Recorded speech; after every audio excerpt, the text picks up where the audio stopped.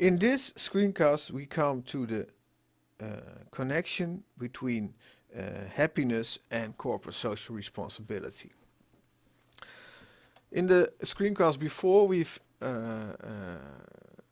talked about the pyramid of needs of Maslow, and of course there is a link between fulfilling our needs and happiness. So for very long, philosophers all over the world think, well, it is important for people to be happy, and that's what they are striving for. But how do we get happy? In 2005, Richard Leyer published a book called Happiness, Lessons from a New Science, which was quite influential. And not in the last place because Richard Leyer was one of the top advisors of the then residing Prime Minister of the United Kingdom, Tony Blair. And the key message of this book, Happiness, was that Richard Leyer said, well, it's quite stupid that governments, for most importantly Western governments, only think economic growth is an important goal of their policy. Because there's much empirical evidence that economic growth does not increase the happiness of peoples. And in this book he collected all this empirical evidence for this opinion.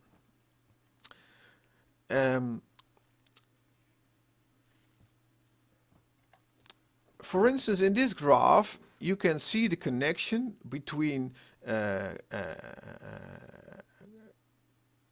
gross national product and happiness for many countries. So for instance, the income per inhabitant in Moldova is very low. So this is the income, it's a low income. It's low. And you see also the happiness index is very low in Moldova. So what you can see in this graph, that in the beginning there is a strong connection between income, because increase of income, and increase of happiness. But when you try to find the average of all these results, you can see the following. You can see that in the beginning there is a strong connection between income and happiness, but with the growing of the income, this connection becomes weaker and weaker. So when the income gets higher, there's not much effect anymore of the growing of income on the happiness of people. And in this graph you see more or less the same for the United States of America. You can see from after World War II the real income per head of the population has increased enormously.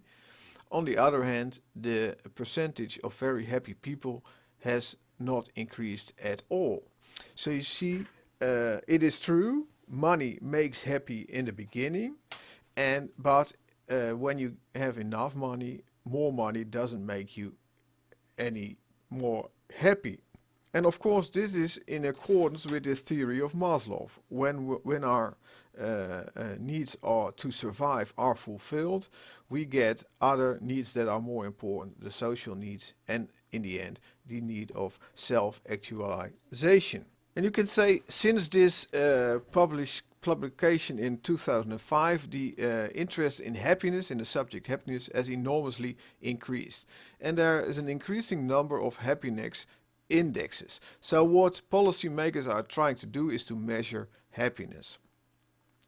And there are many. So for instance, the Happy Planet Index, the World Prosperity Index, the Human Development Index, the World Happiness Report, the World Value Survey, and also the World Database on Happiness.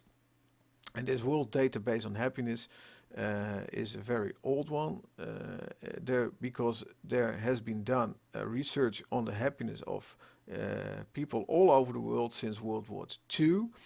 And this is quite a simple research. They just ask people, how happy are you on a scale of 1 to 10? So to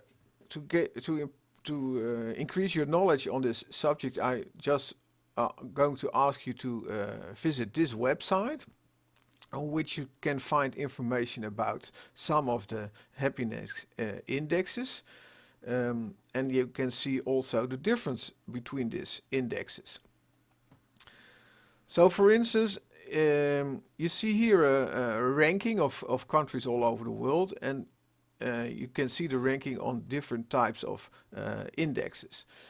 So this research on how happy people are on a scale of 1 to 10, this has been done for a very long time, and you see in this index Denmark is on a top position. So in well-being, it's called well-being. Canada is 2, Norway 3.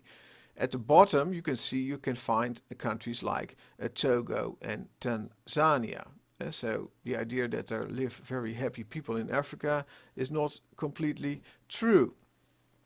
But you can also see that when you look at this from another point of view, Togo is relatively a very happy country, because they use a very small ecological footprint. So you can say, well, by related to their ecological footprint, they are relatively very happy in Togo. But on the absolute scale, they are the most unhappy people for themselves, because they say, well, we are not very happy on a scale from 1 to 10. Well, from a more recent date, 2012, is the book of father and son Skidelsky, Robert and Edward Skidelsky. They published the book How Much is Enough? And they have some criticism to these happiness indexes, because they say, well, happiness is not about fulfilling our wants, because there are some things that are more important than just fulfilling our wants. And they come to 5 things that are important for us, for the good life. That's your health, personality, and they say, well, property is a very important aspect of personality, harmony with nature, friendship, and leisure. But of course you could also make a happiness index based on these elements.